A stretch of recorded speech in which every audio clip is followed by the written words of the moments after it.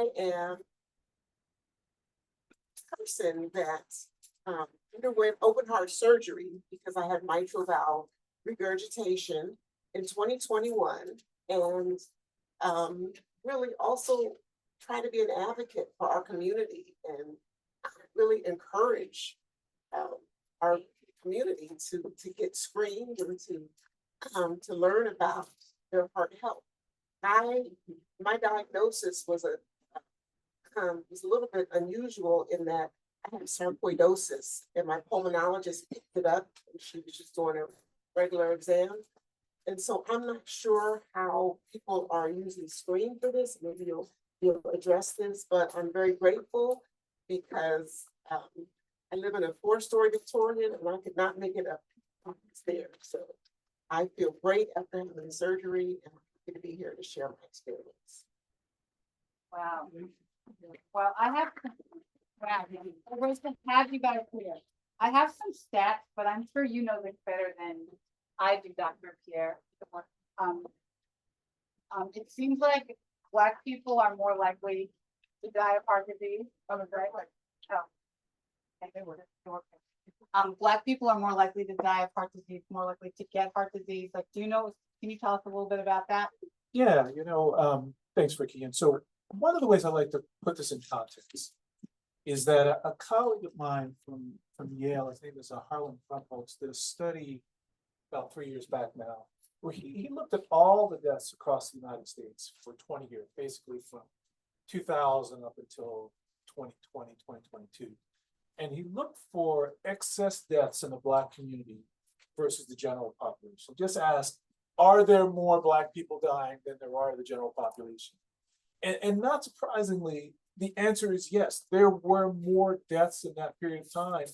And if you will, by population, it was about an additional 800,000 deaths over what would have been expected otherwise in the general population. Yeah, of course, people die. But to see that difference in mortality rate by ethnicity suggests directly that there is a co-association between our ethnic identity and our risk of mortality. And most of that excess death that we saw in those 20 years, most of that was due to cardiovascular disease.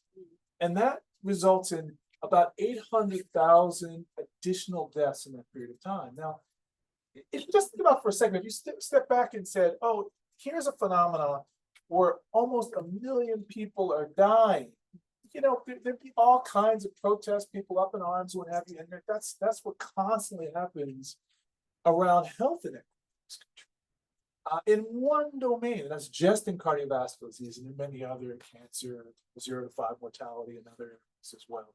So that gives you a little bit of context of that. Yeah, we may all be similar in one way, but there are other ways in which disease impacts our community, the Black community, in ways that are quite different from the general population. Why? Yeah, so it's a complicated why. It's an important question. That's that simple question why, because they're both biological and there's so-called sociological drivers. And frankly, I tend to zero in more to the sociological drivers than I do to the biological. I think, and I'm going to be perfectly frank, I think being Black in America is stressful. One of the things that you'll see on the list of the drivers of cardiovascular disease is chronic stress. Rates of hypertension are higher in African American populations than they are in the general population. Access to care is lower in the African American population than it is in the general population. And all these things stack up on top of each other, and then they all create a higher risk for the disease. And then what you have is then people saying, oh, well, then, quote unquote, Black people themselves are at higher risk. But it's not a result of the Blackness or the racial identity. It's a stacking up of all of these social factors and access factors together that then culminate to create that additional risk. Wow. So you guys, thank you for that. Do you want to tell your story? Yes. So about 20 years ago, I was in my early 40s, and I was a pescatarian. I was working out all the time. I did some meditation, but not a lot. And I one day had a crushing chest pain, but I didn't think heart because it was on my right side. So I thought that I pulled a pec muscle doing Taiko. And so I was treating the area as if I pulled a muscle. And the pain took me 2 weeks to go to the hospital. I'm glad to be here. The pain got progressively worse to the point where I felt like an elephant was standing on my chest. And then I knew I had to do something. So I instructed my partner at the time to take me to a very specific hospital because I knew that I would be treated well, it was clean, etc. I didn't have enough information to select a hospital based on their ability to provide cardiac care because I didn't know anything was wrong with my heart. And so I was in cardiac intensive care for 7 days. They did every test except for an angiogram. So they released me and I was, my brother was sending me to a cardiologist friend of his in Ohio. I was trying to copy my medical records and suddenly I was in my car and I couldn't move. And this older white woman, all I remember was her blue eyes. She parked behind me. And when she didn't see me move out of that car, she got out and knocked on the window and asked me, was I okay? And I said, I'm not. And she said, come get in my car, I'll take you to the hospital. And it seemed like it took me forever to walk from one car parked right behind me. It took forever. It was excruciating. She dropped me off at a hospital and I never saw her again. She just disappeared. I call her my angel. And so I had my medical records because the people at the hospital loved me and they provided them for me without going through all of the protocols. And I just walked up to the triage desk, dropped the whole file and said, I have to go to the back. I got an African-American cardiologist who asked me what test they gave me. And he said, they didn't give you an angiogram? I said, no. So he immediately gave me one and to find that my left descending artery was 70% clogged and that I required a stent, which I got the next day. The interesting thing is, was it Tim Russett from CNN? He had just died of something very similar. So I had no high blood pressure. I had just taken a stress test and passed it. So there was nothing to indicate to me that something was going on with my heart. In any event, I got a stent placed and I monitor myself pretty regularly now in terms of my CT scans of the heart to see what's happening. Is the disease progressing? What's going on? And I do a lot of research on my own. One nurse said one thing to me that really made me change my life because I was doing all the right things, but I was under tremendous stress. And I didn't realize it because as an African-American girl, stress is normal. So I didn't know how to recognize when my body was stressing. And I did not understand the correlation between my thoughts and what would happen in my body. So sitting in that hospital, I just remember thinking, I didn't sign up for this. I'm damaged goods. And then I realized I had a crazy lady in my head because I was always very calm and composed. So people would say, oh, you're so calm. But inside I had this crazy lady, something as small as I forgot to send a kid to school with lunch. I have 4 children at the time. And the crazy lady would be, oh my God, oh my God, oh, there's no lunch. And that's literally how my body processed every little thing in my life, which contributed to chronic stress. And so I then began a meditation practice very seriously. Somebody sent me a book called A Course in Miracles, which has 365 days of meditation. I never did all of them, but it was a good start. And so now I just know, in addition to doing all the good things physically, I really have to monitor how I process my emotions, how I process stressful situations to make sure that I'm not shooting myself in the foot. Can you talk about your parents and your family history? So then, the crazy thing is, as families, we don't recognize signs. So this happened to me and I was 42. My mother never thought to herself, well, shoot, if this happened to my daughter, maybe I should get checked out. So about 10 years after my event, she was describing how she felt one day, and I told her to go immediately to the hospital. And when she went to the doctor gave her a cab fare and sent her to the emergency room, where she then had to have quadruple bypass surgery. And so, and then after that, my brother didn't pay attention. Everybody, once something happens to one person in the family, in my opinion, I'm not an expert, but in my opinion, everyone should go check themselves out. Her And- brother is Malik Yoba. Right, He he was was here supposed, last- yeah, he was supposed to be here, but anyway. And he kept complaining of some issue, and I said, boy, we live in the kingdom of diagnostic testing. If you don't go get a picture of your heart, I don't know what I'm gonna do with you. Like, go get a picture and see what's going on. So when he did, he also had to have quadruple bypass surgery. And I don't At think he, 52. at right? 52, something like that. And, so now I went and got tested because I heard about the lipoprotein A factor, and it's very elevated. It probably has been my whole life, but I didn't know it. And so now I can pass that on to my children, you know, the things that they need to look for, and my other siblings, because it's something in our family. But I do think that with proper lifestyle and learning how to manage yourself and medications, it doesn't have to be a death sentence. So we'll come back to LP little a. And then let. Right, because I don't even know what it is. I just know mine is high. Yeah, 'cause I made you go get that test, girl. She did. So I made sure I got it before I came. So who are you, lovely? So again, I'm Mary Ann Jones from San Francisco, and my story is a little different because I was not health conscious. Is the even though I'm mic a working? psychologist, and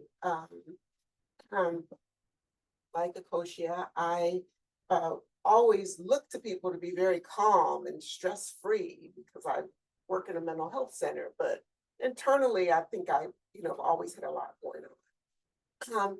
But I was not a healthy eater. I'm a rooter to the tutor. Chitlins, ate everything. And so for me, my heart disease, I'm the only one in my family that has had heart disease, came after I had other diagnoses. 2015, I was diagnosed with breast cancer. 2020, I was diagnosed with sarcoidosis. 2021, I was diagnosed with mitral valve prolapse. And what was interesting for me is that I had gone through this big campaign in my community with people around breast cancer, and don't be afraid to do chemo, it's okay to have your hair fall out. But I was really devastated thinking about going through open heart surgery because I just thought I would be more deformed than I already am. But as you can see, I made it through, and I'm healthier for it. I didn't realize the impact that the mitral valve prolapse had on my life, that I really had shortness of breath. I was tired all the time. And one of the things that I recommend to people in my community is that they find someone that can manage your health conditions when you have multiple health conditions. Because what happens is they'll say, well, this is because of the sarcoid, or this is because you have the cancer, or this is because you have something else going on. And so I really had a demand to have a primary care physician that managed co-occurring disorders, because I think that we get overlooked. People say, oh, because you're overweight, that's why you're tired and you're fatigued. Interestingly enough, when I was diagnosed with sarcoidosis, I had lost about 40 pounds. So we had to look at the fact that I had it in my gut and my lungs and my heart. And so when you start having these different complications, it's very difficult in a system that is very compartmentalized, even though I'm in the Kaiser system, which is supposed to be a well-integrated system. So I really encourage you to look at your cardiac health, but also to have a physician that can really look at yourself in a holistic manner and not just through the lens of their specialties. Great. Can you explain what her disease is? What do you call it? Mitral valve prolapse. Of course, and just very briefly, just to make a quick explanation. So that's when one of the four major valves in the heart, instead of working in a one-way direction only, begins to allow the blood to flow in a retrograde fashion. And so the valve is supposed to come together and allow blood always to flow in one direction. In some patients, it begins to separate a little bit. And what effectively happens is that blood travels slightly in the opposite direction over time. That can cause parts of the heart to expand in size, cause some rhythm problems, and in the worst case scenario, things like heart failure and the like as it worsens. But I think what has been brought up, and I think the commentaries here has been really fantastic, from people who have recognized that there are risk factors that can be identified, but it's a little hard in a vacuum. Someone says, "Oh, manage your risk." What does that mean? How do you know what the risk is? And so I want to make sure we leave you with some really practical thoughts. There's a scorecard that's available online. It's called the Prevent PREVENT-AF guideline. And if you Google it, it's there, and it'll allow you to put in age, ethnicity, where you're from, do you smoke, what your weight is, so forth, and give you a general risk factor score for your risk of cardiovascular disease. I think this is kind of a concept of knowing your numbers, which goes back to your comment about Lp(a) is one of those factors. Most of us have heard about hypercholesterolemia, you got high LDL or high HDL, those kind of things, and a physician can help sort all that out. But at the end of the day, what it means is, as individuals, knowing what our individual risk factors are for cardiovascular disease. And that could be a challenge. It's not like this is straightforward. There's two things I would encourage you. One is to go through that scorecard online for the American Heart Association. And the second, if you in your own minds right now do not know your blood pressure, you cannot actually say, I think, and give you the numbers, figure out what it is. And it could be as easy as just going to CVS or getting a handheld blood pressure machine from a local clinic. But you need to know that number, because nothing could be more clear than management of high blood pressure as a major risk factor for cardiovascular disease that often gets overlooked. I'm looking at the number. I know how many people are undiagnosed. Yeah,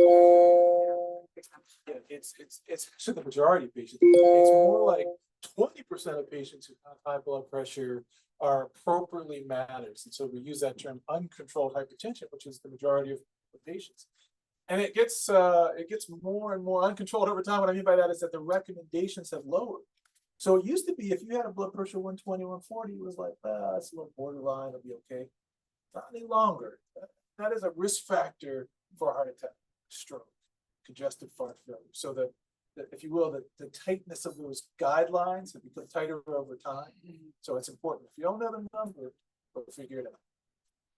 So, Dr. Pierre, I was actually recently diagnosed with high blood pressure because I have sleep apnea. And I was diagnosed with sleep apnea because I snore horribly. My whole family had to tell me, okay, we can't sleep in the same house with you anymore. Not even the same room. And I actually did a sleep apnea test about 10 years ago, and they told me I had mild sleep apnea. Now I have severe sleep apnea. And so that was elevating my blood pressure. So I started taking blood pressure meds probably in December, and I had to get a CPAP machine or whatever, so addressing my sleep apnea. But I've always had low blood pressure until now. And so now, it's a thing. And I think that, we don't know. I didn't know I was snoring because I sleep like a rock. Right until people around me said, no, you're waking us all up.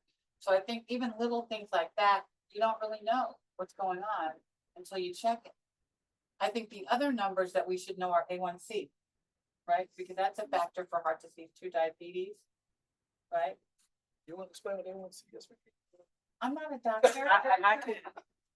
I can tell you what my doctor told me about 2 Okay, weeks great, ago. great. They told me that A1C measures your glucose levels over a few weeks. Yes. Yeah. And what's a healthy A1C? Where do you want to be? Yeah. Below 5 point. Yep, there you go. Yeah. So generally speaking, underneath 6, between about 5.6 and 6 is sort of the upper ends of normal. But this is one of those things where you maybe think to yourself, A1C, how do I know that? But these are pretty simple numbers to get a hold of. And once you have those numbers, you have a pretty good handle on, do you have diabetes, pre-diabetes? And if you do, then what can be done to manage it? So I think it's important to bring up, it's another easily identifiable risk factor. If you can knock out pre-diabetes and uncontrolled hypertension, you've taken a pretty good chunk out of your risk of cardiac disease in 50s, 60s, and 70s. Can you talk about LP little a little bit? That's a new concept that we're just Right. kind of learning about, right? Have you guys know what that is? Everybody heard of it? LP little a? Like, Yeah, so lipoprotein little a, or LP little a, is a relatively recently discovered risk factor for cardiovascular disease that derives from atherosclerosis, which is occlusions of the coronary artery that ultimately leads to heart attack. And it's in that same category, the lipoproteins with high cholesterol. And so many people will be familiar with, say, LDL cholesterol. The difference with LP little a is one of the lipoproteins, so fat-related proteins, is that it's not particularly sensitive to diet. You can't put someone on sawdust and grass and expect that it's just gonna go down over time. It's a question of one's genome. So what we now realize is that some people have a risk factor that can't be controlled by anything other than understanding the risk is there, so from a family perspective and making sure that other members of the family are checked. And secondarily, in some cases, treatment with medication to reduce the long-term risk. And that's called LP little a. It's a significant risk factor for coronary disease, and it's not one that changes very much with diet or exercise, the usual interventions. and Black people are more likely to have it. That's right. Black families are more likely to have it. So I think when I first heard about it, I called Malika and Koja and I said, you guys should go get checked for it. And sure enough. And that's interesting because my first cardiologist, when I had my event, she could not figure out why it happened to me. She was so shocked, and she would just always say, like, keep eating sardines. Like, I told her, like, whatever you're doing, keep doing it. She could not figure out what it was from. So it's kind of a relief that research has caught up to at least explain why things like this may be happening.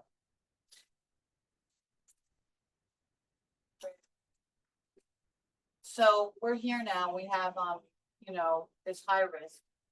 Let's talk about stress a little bit. And when I got diagnosed with breast cancer, I really do attribute my breast cancer to stress. And, but when my nurse navigator first said, Ricky, you are so stressed out, you need to get all the stress out of you. I am not stressed, damn it. I don't believe in stress. It's for a whim, it's a cop out. What am I gonna do? Not feed the kid, not go to work, not do this stuff, not pay the mortgage? Like, what am I gonna do about it? And I said, well, how do I know I'm stressed? And I was yelling at her.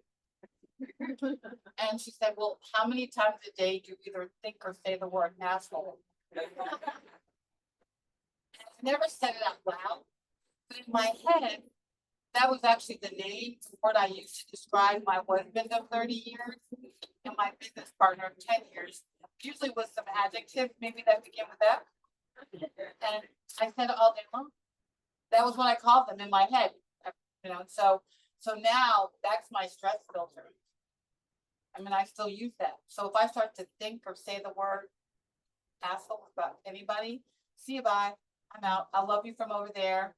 But I had to realize that not only did I have to get the cancers out of my body, but I had to get all the cancers out of my life, which can be a little hard, but they all work it out. But I think that we don't realize the stress we're under because it becomes our normal. And I mean, if you think about it, how many people do you call assholes? I don't know if that'll help you, but I think you have to figure out what your filter is or what is going to trigger something for you that's giving you stress, because we don't know what it is. I mean, we live with it because it's our lives, it's our normal, but think about it. Like, close your eyes for a second and think about, like, you're here at Martha's Vineyard in this beautiful place, trying to find peace in your life. And frankly, your peace is non-negotiable. But when you don't have it, what causes that? So think about it for a minute. And think about what things could be happening in your life every day that cause you stress. Like, I don't do the stuff that causes me stress anymore. I don't drive in traffic. I don't, if they say the plane's gonna be late, I go home. I try to avoid any circumstance that's gonna give me stress. If it's a work meeting and I don't feel like it today, see you bye. It'll be there tomorrow. So I think that we all have to figure out and manage that. Cause if you don't, it will stress you out. I mean, anybody will. So what the nurse told me that changed my life, he was a male nurse, which was new at the time. I didn't know how comfortable I was with him, but he said, I know what your problem is. You care too much. And that was true. I'm the oldest child, very responsible, and from very early Of on, 6 children. of 6 children, we are encouraged to take care of everyone. No one ever teaches us how to take care of ourselves. But take care of your little sister, what's happening with your little brother, help mommy with the dinner. And I did care too much, and I took those habits into adulthood, for caring for my partners and other people too much. And I had to really, as Ricky said, learn how to manage that and figure out which aspects of caring were dysfunctional and caused me stress, and which aspects of caring were really helpful to myself and others. And we enable it. I believe I enabled the stress to happen. I enabled people to be dependent on. I got it, I'll do it, I'll handle it, I'll take care of it. And I think we all do that in some way, you know? And sometimes, you know, no was a complete sentence. I also think that we have to recognize that we have normalized stress for so long that we aren't even aware that we're stressed. And I think that for caretakers, people learn how to plug into you, kind of dump on you, and we absorb their stress. We have vicarious traumatization. The other day I was listening to a DL Hughley show, and he said, you know, if you can't change your friends, change your friends. You know, sometimes we're surrounded by people that bring stress to our lives. And so I think the first thing that we have to do is just acknowledge, I think I have intermittent explosive disorder. I can go from 0 to 60 over something very small, and blow up, and then I feel great. I But love that intermittent explosive.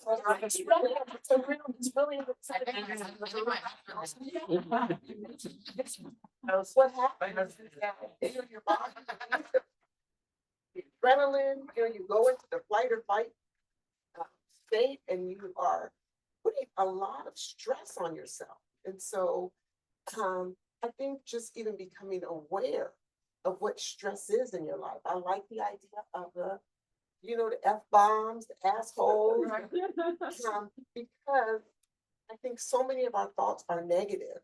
Just being aware so that we can start to infuse positivity in our lives.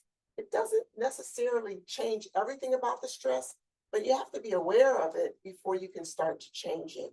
And it's definitely linked to, I think, most of our health disorders. Can we talk also, doctor, about some of the other risk factors? So we talked about high blood pressure. We know a lot of people don't even know their numbers. We need to know that. We talked about A1C and the risk for diabetes. What other things could we be doing? Exercise, diet, all the other things that could lead to heart disease. Yeah, I think that there's 2 big risk factors that we haven't touched on. One you just mentioned is actually sufficient exercise. And there are specific guidelines for this. And the current recommendation is about 150 minutes of moderate exercise per week, which actually doesn't sound like that much, right? If you think about it, we're really talking about half an hour, 25, 30 minutes of walking, something like that a day. The best evidence seems to be somewhere around 7,000, 8,000 steps a day if walking is your thing. I highly believe in walking as a risk mitigating strategy. And the other one that often is not talked about very often, but is on the sort of the leading risk factors for cardiac disease, is actually sleep quality. And you mentioned sleep apnea, which is often results in interrupted sleep. And many of us, whether it's a combination of stress or anxiety, know that feeling of actually having compromised sleep. And I just want to make sure that we sort of put that on the table, that if you're not managing to regenerate your energy well day by day, that is a significant risk factor for the development. I got an Oura ring, you know, and because I know my sleep is disturbed. So I think for the sleep apnea test that I took, I think you're supposed to have your sleep interrupted by whatever, four times an hour. Mine was 31. Really bad. And so, and I slept like, I don't know, I slept like a rock. I don't know. I felt great when I woke up. I thought I did until I started taking care of it. And now I sleep great, but I do monitor my sleep every night. And I look at the numbers from my sleep apnea machine, my CPAP machine, but I also look at the numbers that tells me how many hours of sleep, how deep the sleep is, how effective it is. And I think there's lots of tools now to figure that out. Don't get an Apple Watch. They don't read melanin, but this thing does. It's OUR. Apple Watch don't read melanin. Just like any other clinical trial, they weren't tested on Black people. Therefore, they need to do more research to make sure they work. And I think they've gotten better over time, but the darker you are, the worse. It's OURA. You can buy it at Best Buy or on Amazon. But I think it's a really good tool and it's tested on Black people. What a concept. But I think that, if there's tools you can have to monitor your sleep, because I would say I can sleep 5 hours, I'm good to go. That's not enough. How much should we get? Yeah, I mean, it varies a little bit, but in general, about 7 hours of solid sleep is usually the recommendation. There's another tool that I actually do. Ricky and I were talking a little bit about the use of large language models, artificial intelligence, ChatGPT, and it can be a double-edged sword, right? You go in, you get all kinds of nonsense, it doesn't help, the thing hallucinates, etc. Where I do think those kinds of artificial intelligence tools, the ChatGPTs of the world, can be helpful is a pretty simple prompt, which is, what are the questions that I should be asking of my provider? Because often what happens is that, and I think it may be a little bit of your experience, is that particularly when we present to our physicians, often things get overlooked in Black folks. I'll just put it right on the table. For one reason or another, an assumption is made. It's smoking, or it's it's drug-seeking behavior, whatever it is that's put on the table inappropriate. But if you can come armed with, what are those questions that I need to ask? Has my Lp(a) been checked? What's my calcium score? Have you looked at my trends in blood pressure over time? So that's where I think that large language models and AI can actually help us by making sure that we're asking the key questions when we're in face-to-face with our providers. That's great. That's great. Let's take advantage of all those things. So yesterday during our cancer discussion, one of the guys from one of the women whose husband was hanging out at the Q house said, I'm surrounded by cigar smoke. All the guys are in the backyard smoking cigars. It's a thing. A lot of the events that were happening on the vineyard, they're smoking cigars. What is a cigar? What is that about? I mean, does that affect your health? Yeah, I'll keep this quick. Don't smoke. That's all I can really say is don't smoke. And it's actually not just the lung cancer, it's a whole what's called the aerodigestive tract. So it's what you breathe, it's what you swallow, it's the impact on esophageal cancer, head and neck cancers, mouth cancer. It's so the whole sort of series of organs from the mouth all the way through the GI tract and the lungs are affected by smoke. Don't smoke. And it's one of the reasons why perhaps we see some higher rates of lung disease and cancer risk in urban environments as well, because of the particulate matter, because of the smoke. So we don't need to be adding on top of it with our own additional cigarettes and cigars and other tobacco products. Secondhand smoke? She asked about secondhand smoke too. Also an issue, it's couldn't be clearer that secondhand smoke is a risk. So it's around a matter of being around people who themselves are smoking. Weed. I'm gonna pass on that one. Let's see if anybody else has other opinions. Edibles. Like, is it better to eat the edible than smoke the weed? Well, I think I would always err on the side of not smoking. So if that's one of the choices on my list to not smoke, I'm gonna take the not smoke and I will stop. That's what. So I think that's hard to hear for some people, but it's real, right? Vaping. That counts. Yeah, I think the only, and I'm trying to find a sort of silver lining in something like vaping, is to the degree that it prevents the use of traditional tobacco products. So if the vaping is the mechanism by which someone is weaning from a more traditional cigarette product, then that makes perfect sense to me. But the evidence again seems undeniable that vaping and the use of nicotine-containing products across the board are bad for physiology and health. So it's hard for a physician to say, yeah, vaping is a good idea. It is perhaps a lesser of multiple evils, but that's still, it's hard to say, well, that's a good thing to do. It's best just to have a blanket statement, try to avoid tobacco products at all times. So the numbers I saw too said 60% of Black people have some kind of heart issue. That's huge. Yeah, I mean, part of that is because cardiovascular disease is the #1 cause of mortality in the United States. It exceeds cancer risk, and often it gets overlooked. And the fact is that there are many preventable, mitigating things that we can do to prevent the risk of cardiovascular disease. Yeah, I saw the number 80% can be prevented. Diet. Yeah, let's talk about diet. Yeah, so this is a complicated one because we do know that overweight and obesity is associated with coronary artery disease. That's why when you see patients are treated with the Ozempic style drugs, that the data suggests that their risk of cardiovascular disease and heart failure does go down. So we do know that obesity and diet do matter. The question is, well, what does one eat? Is being a pescatarian? Is it being a vegetarian? Is it eating high quality meats? What is it that matters? I would say from a broad perspective, glucose control is super important. So if your A1Cs are high, that suggests that the diet needs to be modified. So I'd say the first thing I would look at with respect to diet is actually simple sugar intake. Really good data about sugar sweetened beverages, SSBs. So the Cokes and the diet and Dr. Peppers, that kind of stuff. Really high risk for cardiovascular disease. So that's one place I would start. Instead of making it too complicated, I would say addressing the sort of prediabetes and type 2 diabetes as a result of that. What do you think about Ozempic in that category of drugs? The celebrity drug, right? Yeah, I think probably everybody in the tent is aware of these class of drugs, sometimes called GLP-1 agonists, and they are drugs that are associated with reducing appetite and a drop in weight, and have been also associated with a reduction in cardiovascular disease in patients that are overweight. So this drug class really does matter. There are many that are continuing to be developed as we speak, but that drug class is very important, I think, for patients that have type 2 diabetes or pre-diabetes. It's something that should be considered and something that's worthwhile speaking to a physician or clinician about.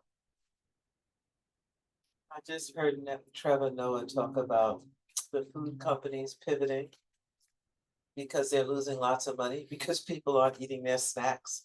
So now they're trying to use the food scientists to create GLP-1 blockers so that even though you're on Ozempic, you'll still want to eat the food because it won't work.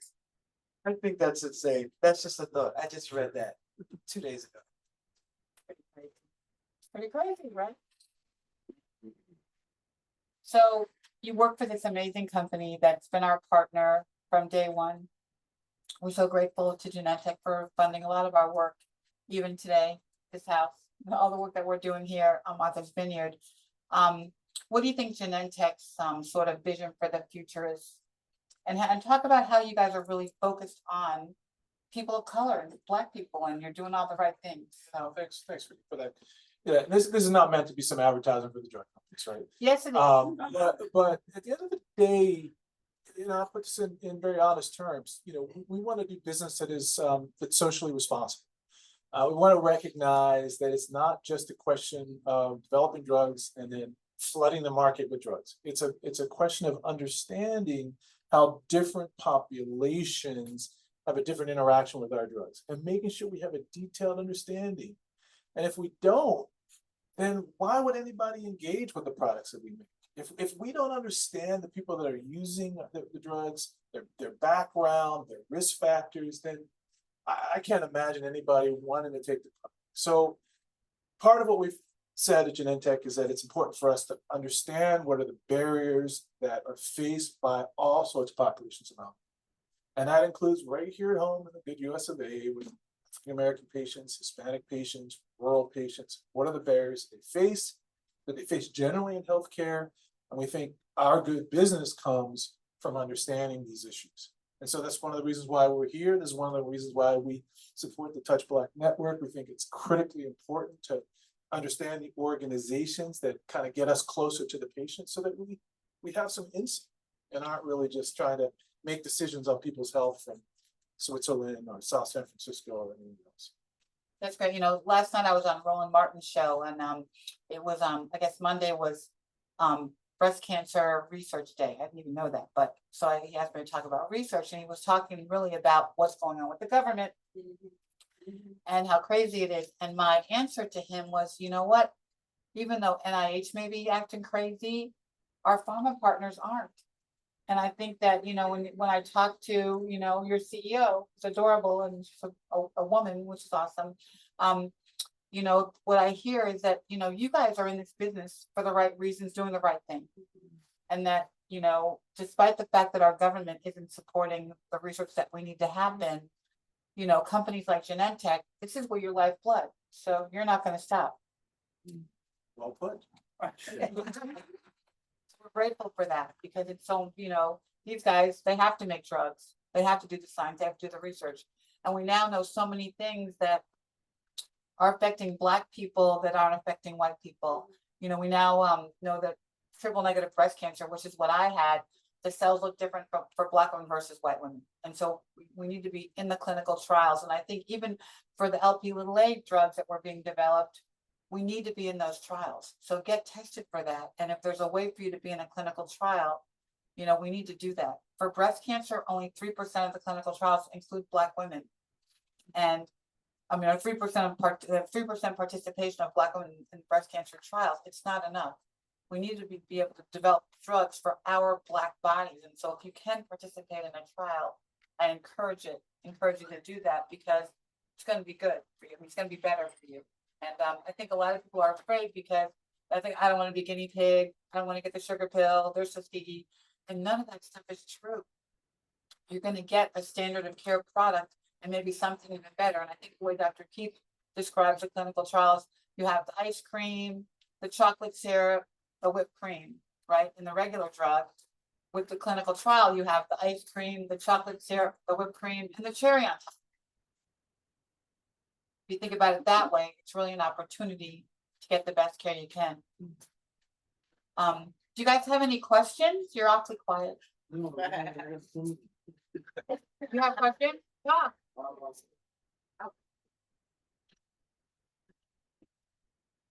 Please ask. Good morning still or afternoon. I'm so grateful for this panel, this discussion concerning heart failure. In May, I end up having a defibrillator pacemaker. Put the mic up to you. Pacemaker, defibrillator, and my heart, because of my heartbeat was off. Instead of this, it was, and I knew that 7 years ago, but what I was told by a doctor that you should think about a pacemaker because of your heart, but nothing may never happen, but just in case, and I didn't think that, just in case those words didn't sit with me. You mentioned about, during different things, walking for one thing. I carried mail for 35 years, so I didn't have any issue like that, but I stopped. I retired, but a few years before I retired, my youngest son, 13 years old, his life was taken with gun violence. So I still went on and tried to carry mail, but now you talked about the stress. There was an added stress, and that's what led me the first time to have my heart checked. And 7 years later, I had an episode back in May, and when they did what they had to do for the episode, they noticed your record, said, "Hey, it looked like 7 years ago, you had this heart issue." you should consider about, getting a pacemaker. So I did in May, and now, like I said, this is the first few months that I've been, experiencing. It's a new life for me. One of the things I would, you mentioned 20 years, thank God for you because you look great and you sound great, and it seems like things are going good in your life. I'm still at the early stages. I want to have that testimony. But there's just things in my life. It's new to me, and it gets me to think a whole lot. One of my questions were the meds, the medications that they said now you're going to have to, for the rest of your life, you're going to have to be on this, on that and this, and it's up to like 6 different medications that I have to take every day. So it's just a new lifestyle. So I'm green at it, and I'm just a whole lot of questions and wonder, how do you go on with your life? There are selfish thoughts that come that hey, if I just exit, everybody else would be great without me, or so you're kind of like attacked with some of those things. I'm just, like I said, early ages, and how do you continue on? You're a survivor.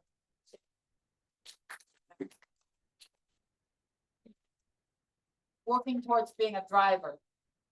Yeah. Right. I'm a cancer survivor, so I hear you. Time matters. And so it's really, again, your piece is non-negotiable, and you want to make the choices about how you're going to use your time and who you're going to spend it with, right? I also want to say, somebody brought up self-talk, the way we talk to ourselves. For me, it was a spiritual journey.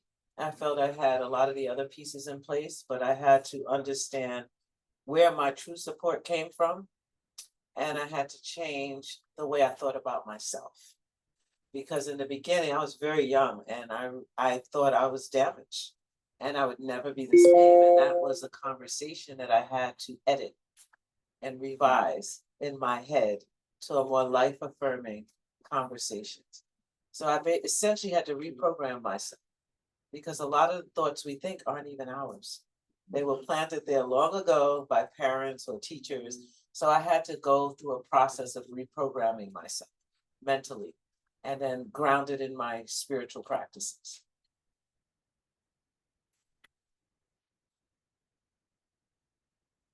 Does that work for you? Oh, I'm fine. I'm really enjoying. I can listen to this all day, but Stay with it's not a them. call. No, yeah. That's okay. So I have a question as I move in as a grandparent. Hold it up closer. As a grandparent, how soon do you need to start worrying about your children? Like, do I have to give my granddaughter natural pureed sweet potatoes, which I don't have time to make? Is it, at what stage? I think I got the exercise part of it, but I'm curious about the eating part of it, because we're grown up now, but we know all the Kool-Aid we drank and all the other stuff that probably was not good for us. Yeah, I love that question. Maybe I'll just jump in because I think it speaks to, when do you start the process of preventative strategies of cardiovascular disease? And of course, the answer is almost from birth, right? Like, it's creating the sort of structural basis for a lifetime of health that cumulatively will lower the risk of cardiovascular disease. So, and I think just asking the question is a critical, important step. And I think whether it's the diet and the natural foods that we bring to our family, whether it's a culture of exercise, whether it's a sort of disdain for tobacco products, there's a kind of sort of framework of health that I don't think you can start early enough. And, when I sort of think for my own life, for example, and maybe the example that my parents gave, which was really around the importance of solid nutrition and exercise, those are things that started early and stuck with me for a lifetime. So I think the fact that you're thinking about it now for your grandchildren speaks volumes to what we can do to change the trajectory for health for Black folks in this country. So thanks for asking that question. I hope we're all listening, because you can't start early enough. About vitamins, can I ask?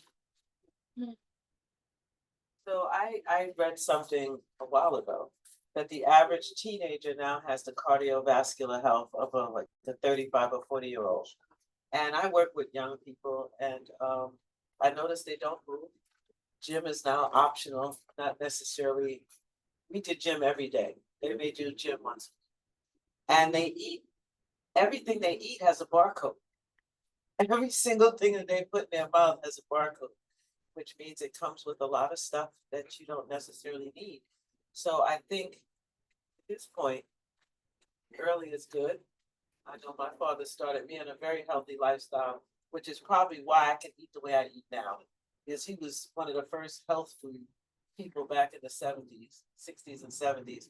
So we had fresh juice every morning before we left the house that he made and supplements like you're talking about. So it's easy for me to transition as an adult to a healthy lifestyle because I grew up that way. And so anyway, I'm curious to know, is that true about teenagers and their cardiovascular health?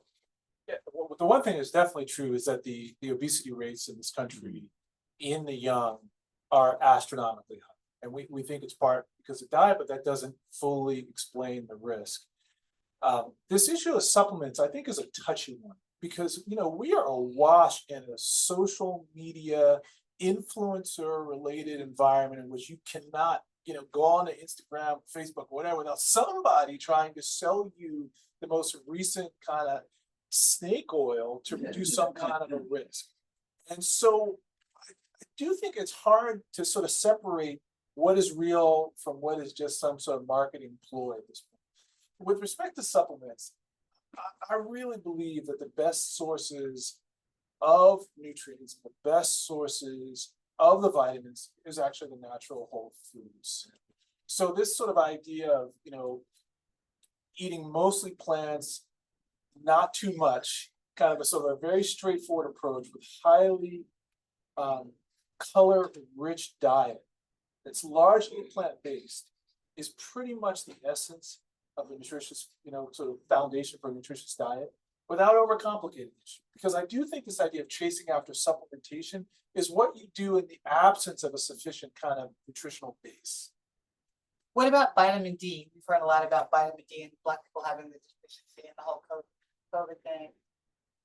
Yeah, there was some really interesting, the so-called prospective, the highest level of data is not as clear, but the data seems pretty clear in these collective studies called meta-analysis. We pull all the studies together that vitamin D supplementation is of value in COVID infections, for example. So I wouldn't discount that, despite the fact that the highest level of evidence for vitamin D is not there.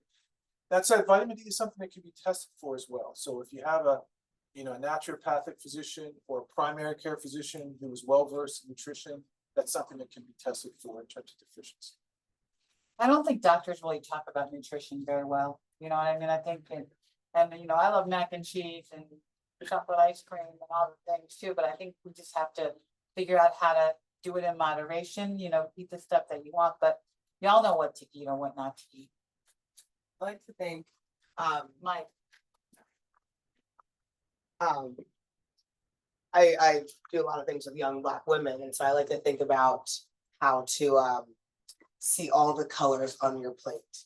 That is like how I've learned to like think about my plate. And even looking at my plate versus the food pyramid, is now how they teach nutrition in schools, is I feel like a much better thing because you can actually see the ratio of things that you're supposed to be eating, which is nice. And then also I think about adding things to my plate versus taking away. So like adding the chia seed to my yogurt, adding the blueberries to my yogurt, adding the things, because if you tell me not to eat something, it's not gonna work. But if I think about an adding culture and adding the healthy things to my life, it's a lot easier to like tackle this topic. anybody else have questions? Anybody struggling with hard stuff? Yeah, I wanted to ask Have a you mic. what your,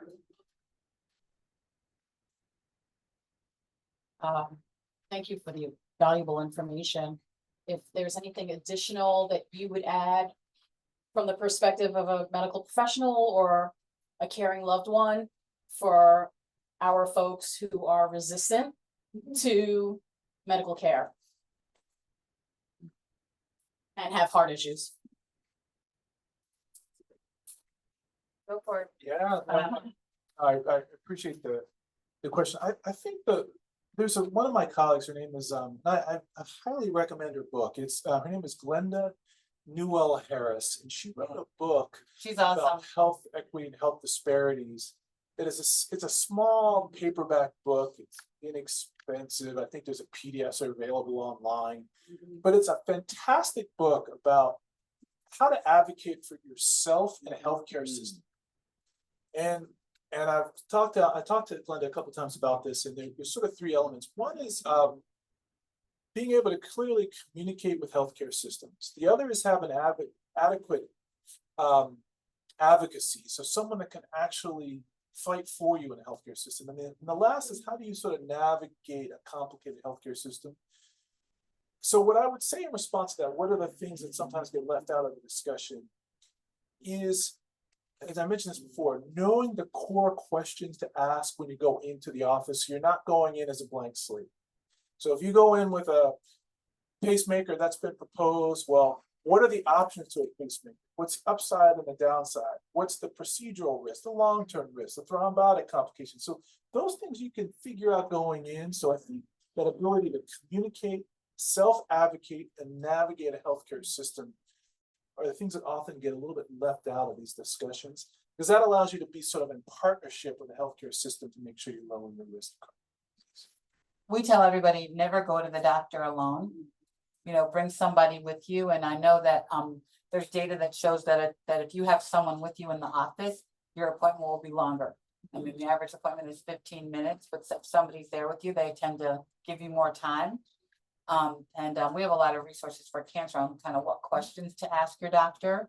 But I think it's, you know, just thinking about your appointment before you go, making a list of all the things you want to ask about before you go. And then you're prepared in that situation when you may have white coat syndrome or just forget because of the situation you're in. I think something else that you brought up is important. In my mother's generation, she believed that if you go, when you go to the doctor, that's makes you sick because you go to the doctor, and probably because of the Tuskegee experiment and, you know, experiences of her friends who didn't go to the doctor until they were very sick. So I think that's something that you've talked about, that, that we have to counter with our community and with our family members, that we do have options, and you can have an advocate go with you and explain to you, and you're not going to be poisoned because you go see a physician. I think also that's why we're here. You know, I like to say we go where Black women live, work, play, pray, and slay. We don't go to health fairs. We come to where people live, and you guys are here with your families, and we want to stimulate these conversations. And, you know, when I got sick, I started forcing these conversations on my family because we have I'm the third generation of breast cancer in my family. So my daughters are at risk. And my oldest daughter, her sister just had a prophylactic mastectomy a year ago because of our history, because we talked about it, we know about it. But I guess probably about 8 years ago now, I started, you know, I was cooking Thanksgiving dinner. I was like, you want to eat my food? We got to talk. So everybody circled up, to pray and say what we're thankful for. I said, okay, well, what are your numbers? What's your A1C? What's your blood pressure? When was your last mammogram? And I made everybody like fess up, and they hated it. Well, do you want to eat this mac and cheese, this sweet potato pie? You want to eat this food? We got to talk. But I forced the conversation on my family.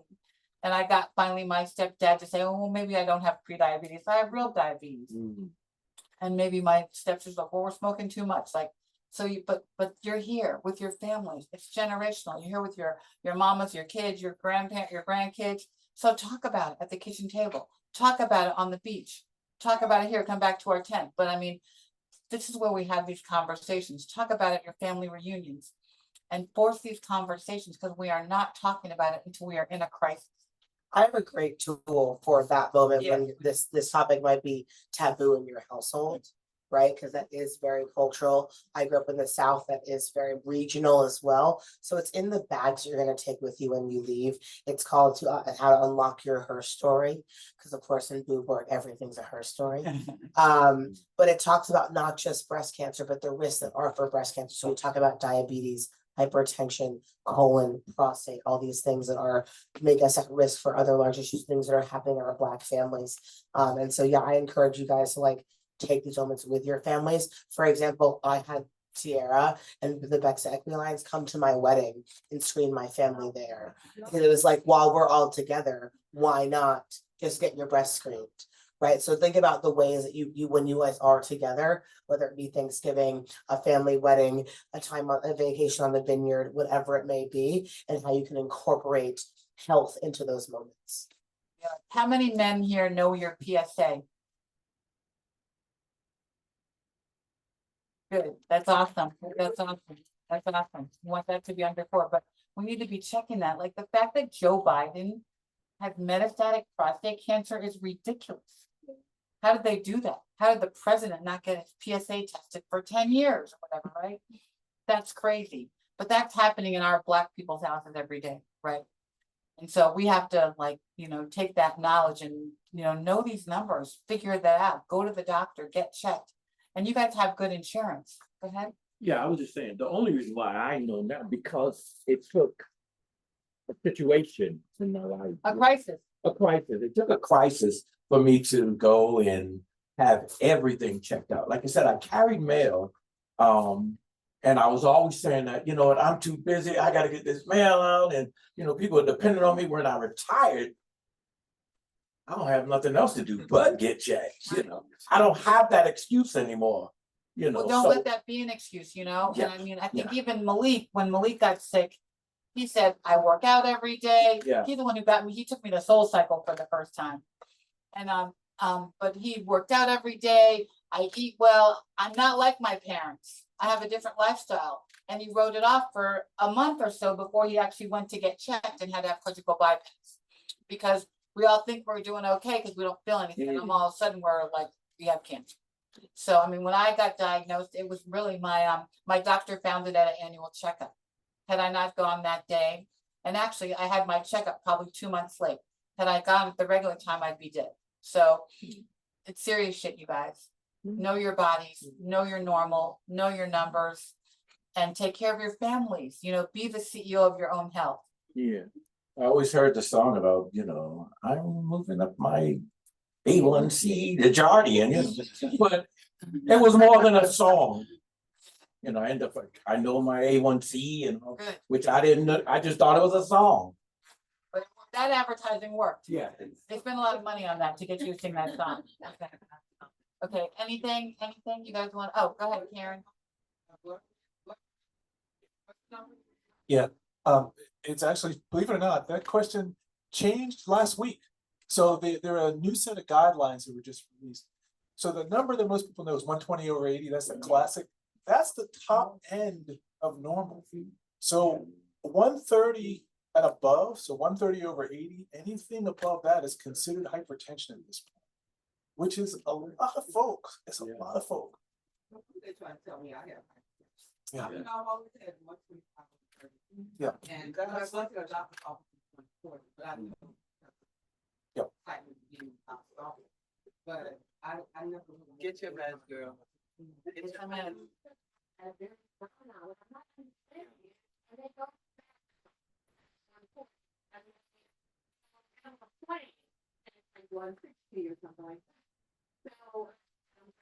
like that. So, medication. It's like it's doing everything. Know your number, know your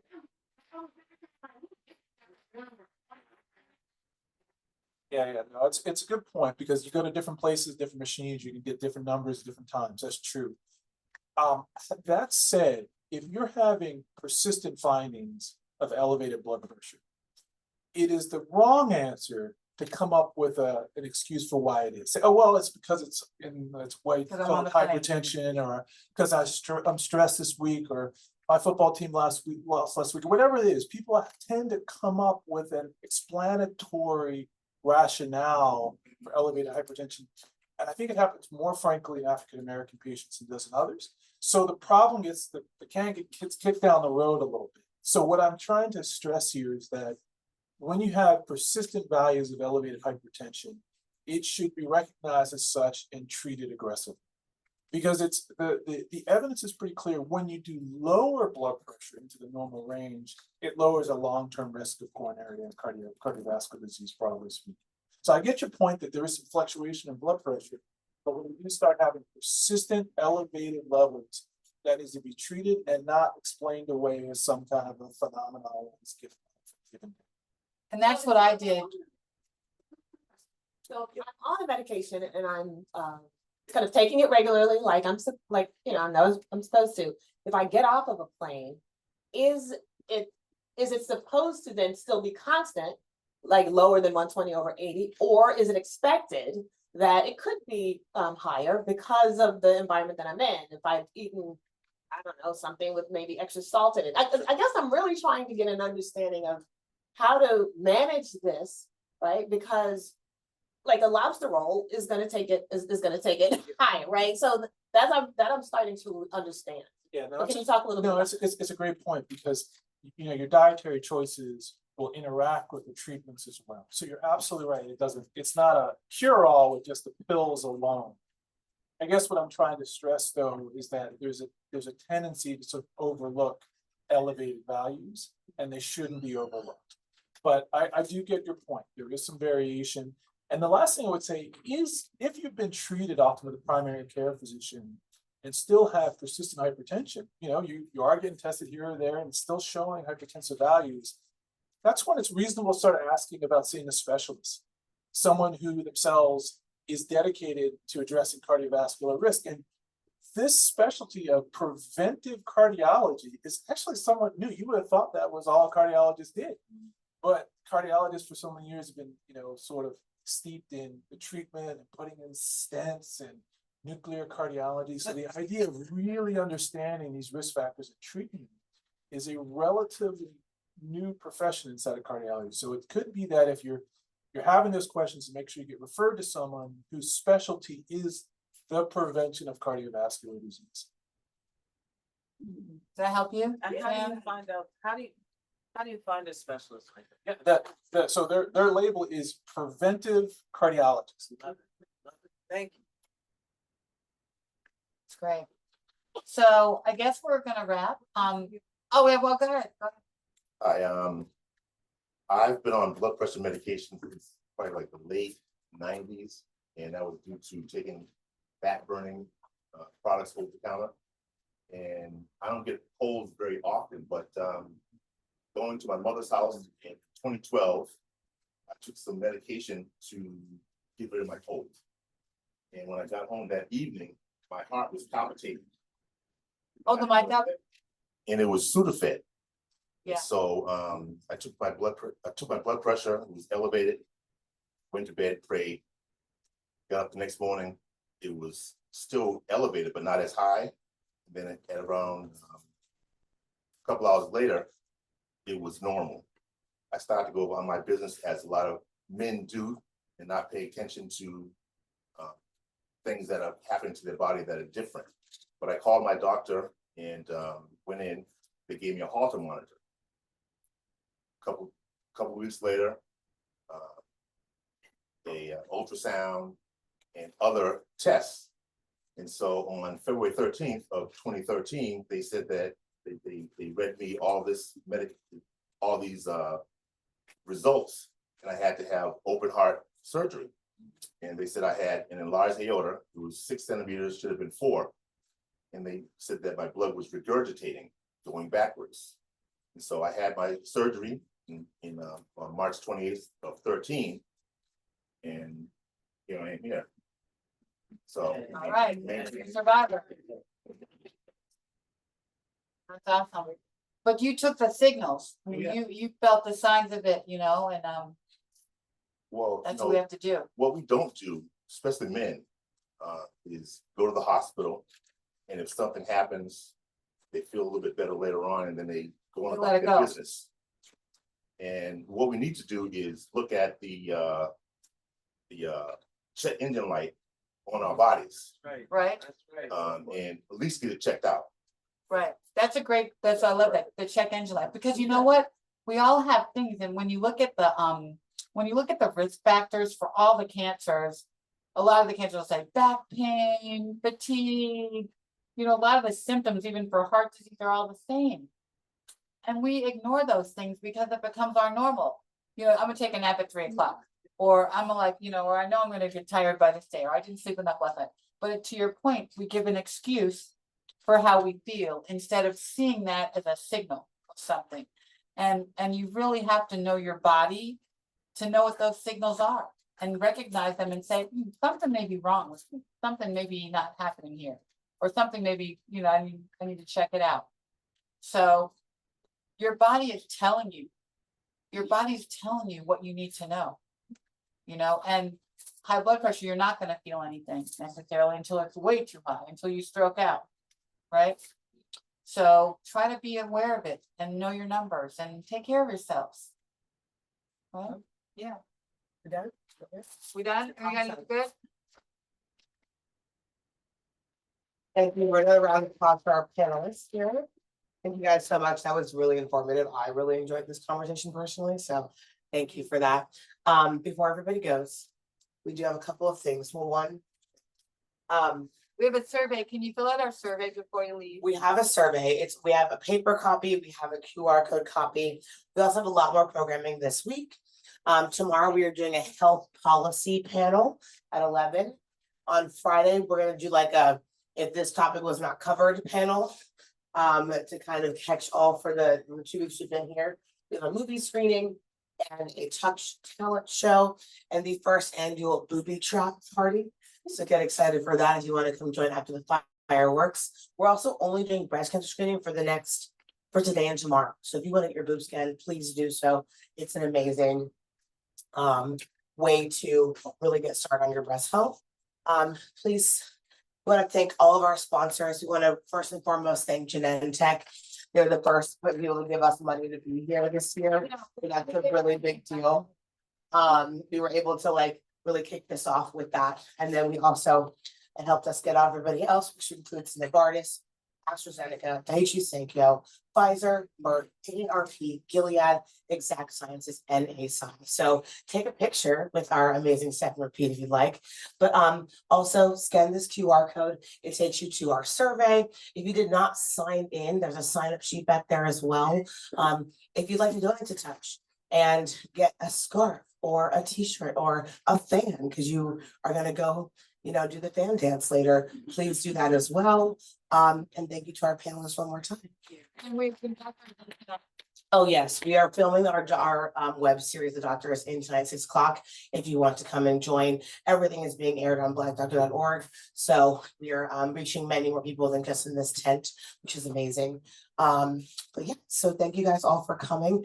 Come back, take a bag full of information. There's so much information in the bags from our funders, from our partner organizations, and so much more. So enjoy, stay around, grab a snack, and chat with everybody here. And we'll get some pictures of our panelists here and in front of these separate people.